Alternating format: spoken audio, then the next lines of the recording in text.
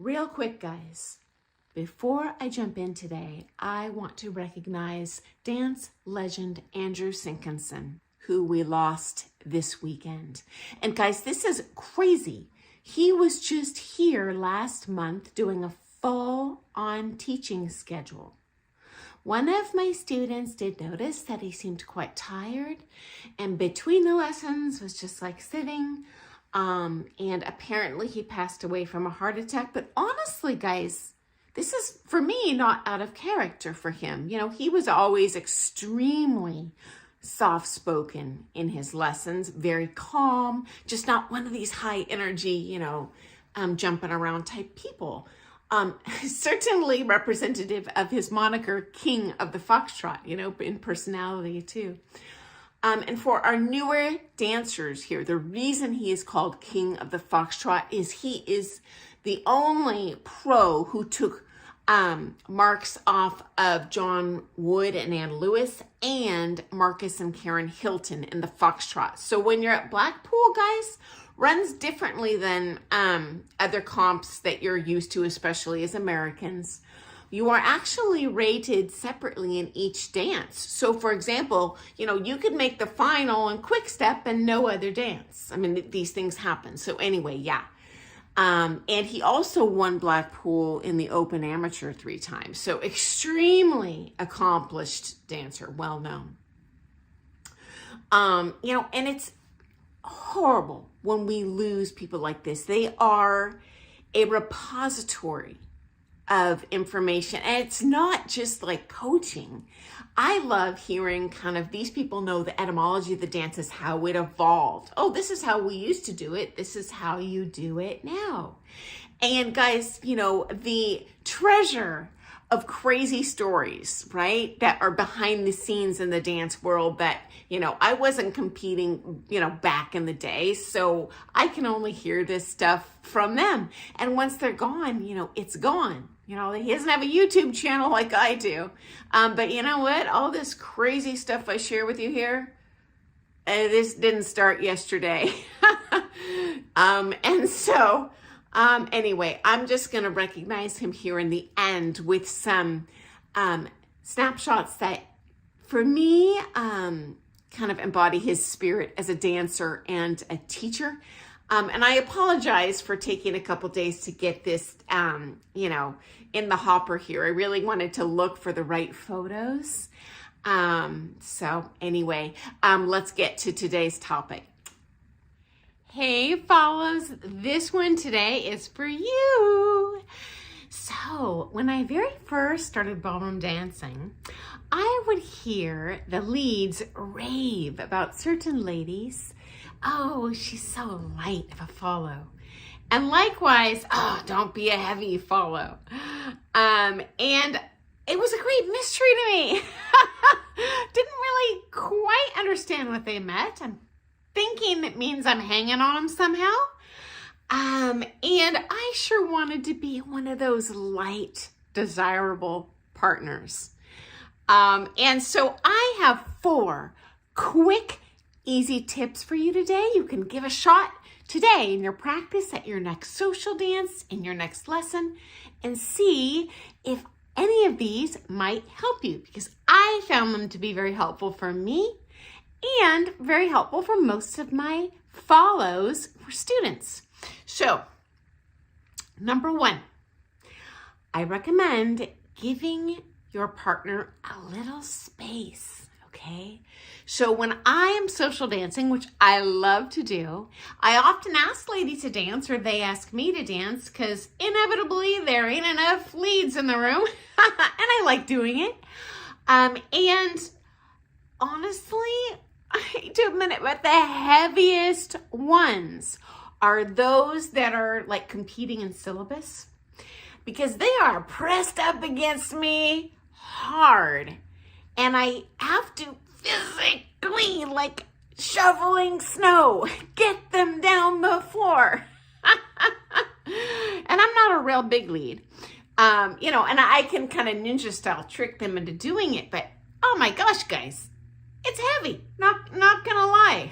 I personally physically rather dance with someone lighter. I enjoy dancing with everyone, but I'm just saying in terms of the feel for me as the lead.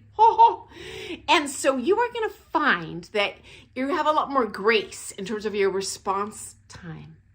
When you back up from your partner a little bit, give yourself a little bit of space, okay?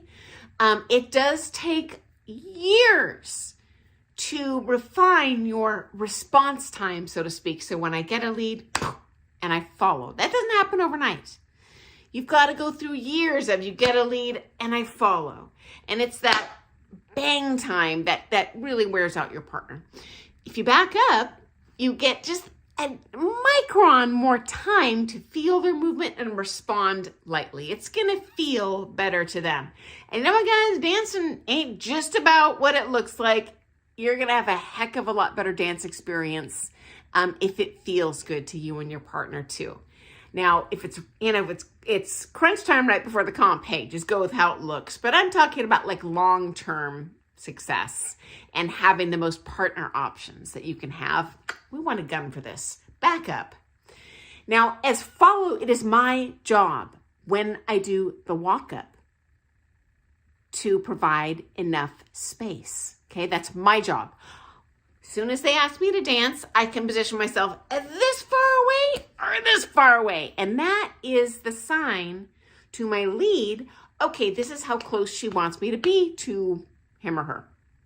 Okay, and if you press all up in their business right away, they're going to press up into you, but it's going to make for a real bumpy road. Okay, you can always cuddle up later once you get a wall or two down that floor and you kind of test drive the merchandise. Okay, number 2, I call it laser arms. So my elbows, when I'm dancing, I always pretend like I have laser beams shooting out of them. Oh, okay, so I'm advertising my storefront, my grand opening. I want my lasers, flying high. I do not want my lasers down in the alleyway of the street. That does not advertise my store, okay?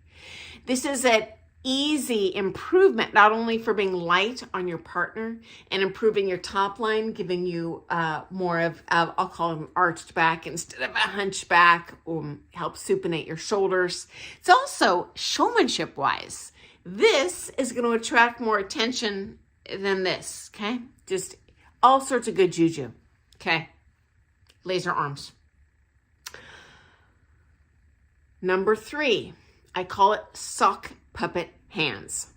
So you guys, I'm sure when you were a kid saw socks, you put a sock on your hand and this is its little head and that's your puppet, okay? You don't want these broken wrists when you're dancing. This bears your elbows down accidentally on your partner. And I see a lot of follows doing this. I think they're trying to go for like a dainty wrist, but it is safer initially. Your frame and your connection is going to evolve over time to think about the wrist down instead of up. Okay, eventually you'll be able to take that wrist up, but this is going to require a great deal of muscle memory and getting that done correctly. So real quick fix is going to be no sock puppet hands. Think curving the hand up. You can press down with that wrist as much as you want, but this will help you not press down with the elbow. That is when it gets crazy heavy in my arms. I want to chop my arm off when those elbows are hanging on. Not that I don't like dancing with them, but it's just physically, it's quite uncomfortable, okay? Okay, final suggestion. Do not try to shape so much. Now, again, comp crunch time might be different, but certainly when I'm on that social floor and dancing with people who are not my students, so this is not your regular dance partner, this isn't your teacher, I need to shape very cautiously, especially as I'm gearing this more towards the syllabus level dancers, okay? Certainly if you're dancing open, like open scholarship, championship, you're going to be able to fully connect and fully shape and be light in your partner's arms. Guys, that does not happen overnight. What happens overnight, bronze, silver, gold, is you shape and you end up shaping accidentally, inadvertently, nothing you can do about it, it's normal, from the lower back. This pulls your partner over onto you, and you will feel that as a follow, like he's squeezing you. He's squeezing you because he's afraid you're going to topple him over. Don't shape as much. It's fine. If you want to shape a lot, dance farther away, okay? I also think that farther away is what makes American Smooth, in my experience, a little bit easier. I always start my students out with American style with that little bit of distance. That way, the follows can kind of practice that complete shape and getting it there on their own independent balance, not hanging on the lead.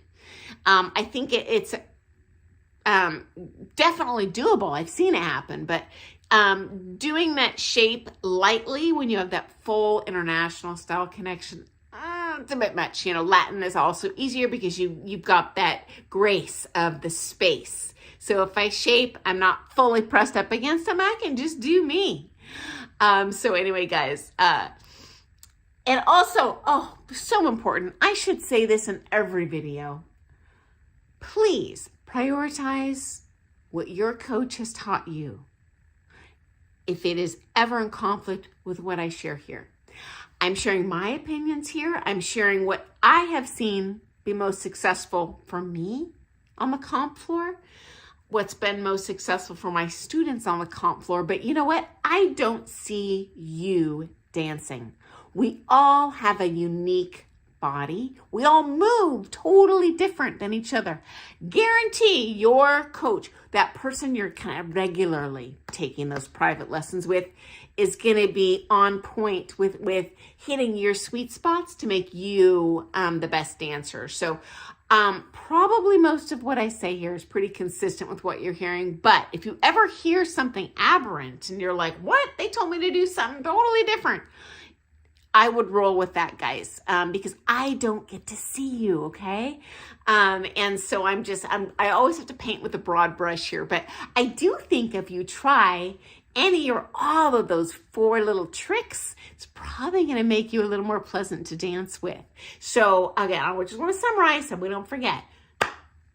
Allow a little more room between you and the partner, okay? 2, lasers. 3, sock puppets. 4, don't try to shape so hard unless you're far away from the partner. That'll hopefully serve you really well. Oh, one more thing, guys. I always say that, one more thing, and then I think of 10 more things I didn't mention.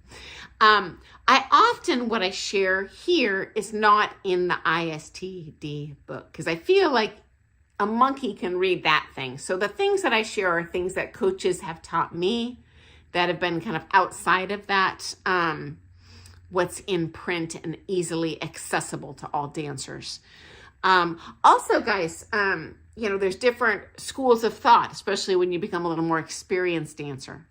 By the time, I got to, championship level, every single pro I took a lesson with said, okay, do you want the book answer or the competitor's answer? Or do you want the book answer or what's going to work best on the comp floor answer?